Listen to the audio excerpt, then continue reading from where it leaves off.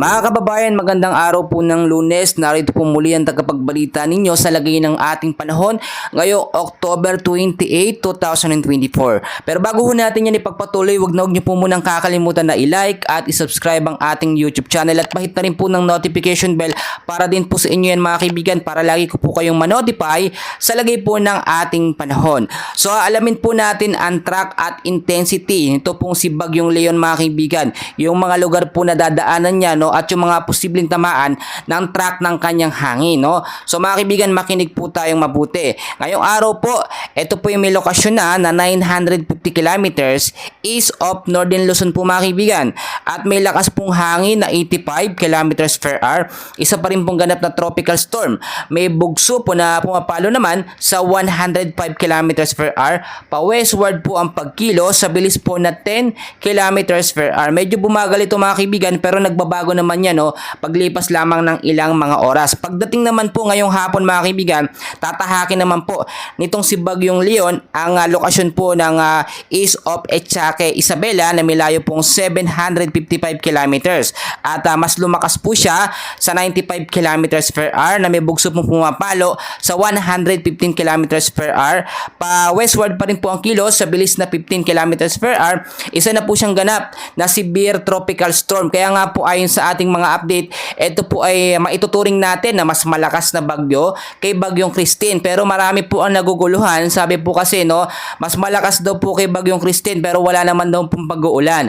So mga kaibigan, mga kababayan, para lang po sa kaalaman ng bawat isa, lilinawin ko po, no, malakas po na bagyo ito pero nasa karagatan po at malayo po sa ating Philippine landmass. Imagine niyo mga kaibigan, kung ito'y naglandfall sa ating Philippine landmass, ay doon talaga natin mararamdaman ng impact niya.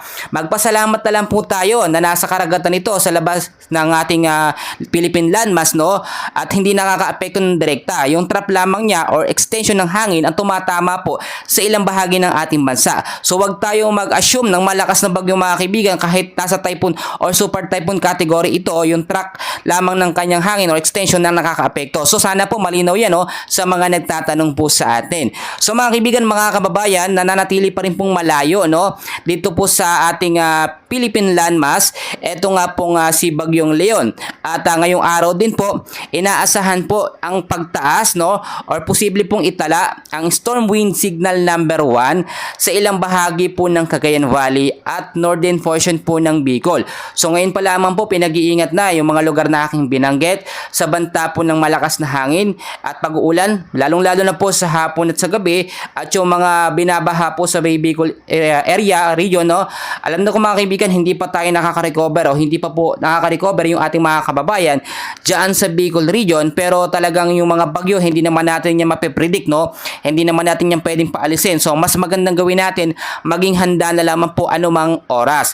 Ito pong signal number 1 ay may lakas lamang po ng hangin na 39 to 61 kilometers per hour at tatagal po ng 36 hours. So hindi naman ito ganun kalakas mga kaibigan, at pwede rin po itong maitaas sa signal number 2. Depende po, no, sa lapit nito nga pong si Bagyong Leon sa mga lugar po na aking binanggit. So Bicol region, Cagayan ng Valley mga kaibigan, maging handa po tayo, posibleng itaas yan ngayong araw. Mga kababayan, ito pong si Bagyong Leon ay inaasahan pong lalabas ng Philippine Area of Responsibility natin pagdating po ng Huwebes, alas 2 po ng hapon hanggang Biyernes po yan. At tatahakin naman po niya ito pong bansa ng Taiwan at posible din maglandfall dito po sa southwestern portion po ng Ryukyu Islands. So kung titignan nyo mga kaibigan sa ating pinaka latest weather forecast at track and intensity nitong si Bagyong Leon, ay malabo po ito maglandfall sa ating Philippine landmass.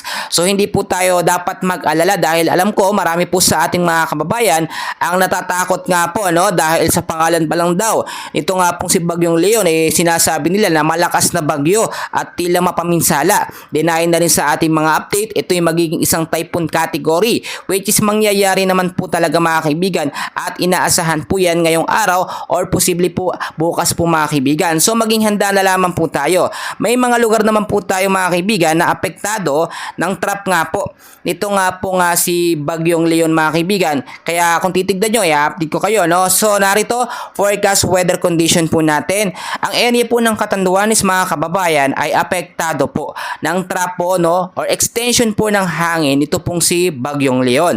So inaasahan ng masungit, no, at maulap na kalangitan sa lugar po ng Catanduanes. Pagdating naman po sa hapon at sa gabi, mahina hanggang sa malakas na pag-uulan ang ating posibleng asahan. So impact nito pagbabaha sa mababang lugar at landslide naman po sa mga landslide prone area. So mga kaibigan, mga kababayan ko, apektado naman din po ngayon, no, ang area po mga kaibigan ng Western Visayas, Negros Island Region, Occidental Mindoro at Palawan, no. Ito pong tinatawag natin na southwesterly wind flow, no, na nakakaapekto po sa kanlurang bahagi po ng Luzon at ng Visayas.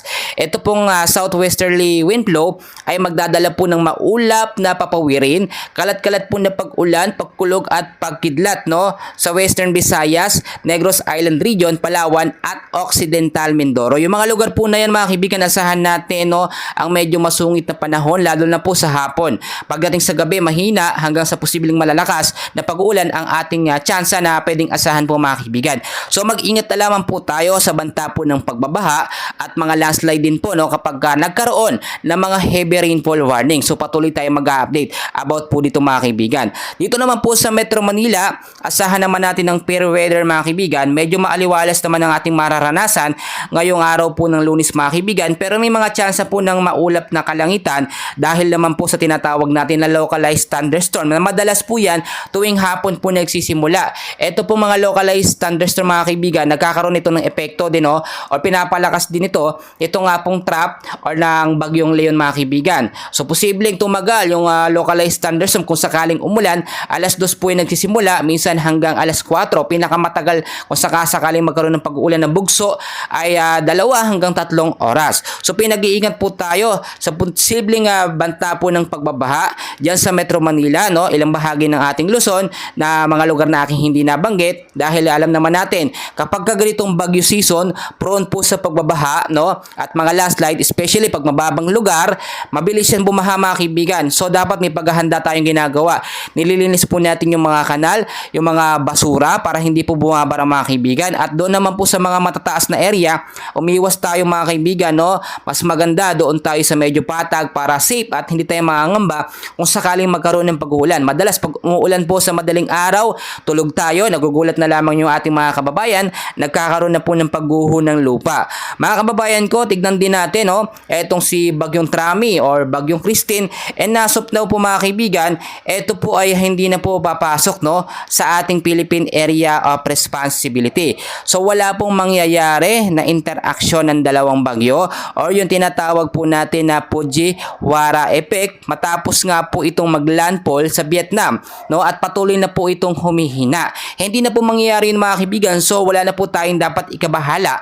Ang patuloy na lamang natin na minomonitor ay eto nga pong si Bagyong Leo na inaasahan din na hindi naman magkakaroon ng malaking impact sa ating bansa mga kaibigan dahil hindi naman ito actually maglalandfall, do apektado ng trap or extension ng hangin, eto nga pong area ng Catanduanes, pero yung ibang lugar po ng ating Pilipinas, no, dito po sa may Luzon, Visayas at Mindanao, hindi po apektado mga kaibigan. Pero may mga posibilidad na mangyari kung sakaling po magbago yung direksyon nitong si Bagyong Leon, posible lumihis ng konti, maapektuhan ng hangin yung mga lugar po, especially dyan sa may bandang hilagang Luzon. So marami pong posibilidad, no, ang ating dapat abangan at gawin. So mga kaibigan ko, sinasabi ko sa inyo, wag po kayong matakot kahit may mga bagyo or may mga ganitong senaryo na nangyayari, basta lagi po tayong nakahanda, no. At pinapaalala ko, lagi po yan, lagi kong sinasabi, number 1 dapat po, no, ay lagi tayong informed sa lagay po ng ating panahon. At pangalawa, i-secure po natin yung ating mga ari-arian, mga kagamitan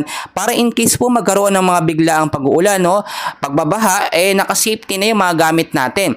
Pangatlo, lagi po tayong mag-imbak ng pagkain. Yung iba kasi sinasabi, wala daw silang pambili. So mga kaibigan, siguro naman yung 1 kilong bigas, delata, mga noodles, to pwede na po yun mga kaibigan, kahit mga biskwit. Ang pagbabaha naman, ng bagyo naman, hindi naman po tumatagal yan ng 1 buwan or mga 2 linggo mga kaibigan. Tama Tama po ba? Minsan, tumatagal lamang yan ng 3 araw hanggang 5 araw. Doon nakakaranas tayo ng pagbabaha, pero kapag handa tayo, yung pagbabaha na yun mga kaibigan, lilipas din, huhupa din yung tubig. At least wala pong mapipinsala masyado. So yung pang-apat po na paalala ko, lagi po tayong lumikas or mag-evacuate sa mga lugar po na safe, hindi bahain or hindi po nagkakaroon ng landslide. Kaya nga po lagi tayo nagbabalita mga kaibigan para ma-inform ko kayo ng mas maaga. Ang iba kasi ang sinasabi, puro pananakot, no? Hindi po tayo nananakot dito mga kaibigan, bagkos lagi po tayo nagpapaalala sa inyo. Yung pang-5 mga kaibigan, magkaroon po tayo ng constant communication plan, yung gagawin nating plano in case may bagyong parating or malayo pa lang, kahit po mga low pressure area pa lamang, dapat alerto tayo mga kaibigan sa mga posibilidad po na mangyayari. At yung pang-6, sinasabi ko, laging manatili sa bahay kung wala nang importanteng lakad, lalo na po kung may banta po ng bagyo, dahil minsan hindi talaga natin inaasahan yung mga biglang bugso ng pag-uulan mga kaibigan. Pero kapag alam nyo na wala namang bagyo at maganda ang panahon, siguro pwede tayo doon lumabas, no? At kung lalabas naman tayo sa hapon at sa gabi, magdala tayo ng payong, jacket, kapote, panlaban po yan sa mga biglaang bugso po ng pag-uulan. So mga kababayan ko, yan lamang pong update natin for today. Mamaya meron ulit tayong kaganapan sa lagay ng ating panahon. So manatili kayong nakasubscribe at nakalike at nakahit ang notification bell nyo para lagi ko po kayong ma-update, no? Trabaho na po natin yan, na-inform kayo at laging i-update sa lagay ng ating panahon. Maraming salamat po mga kababayan.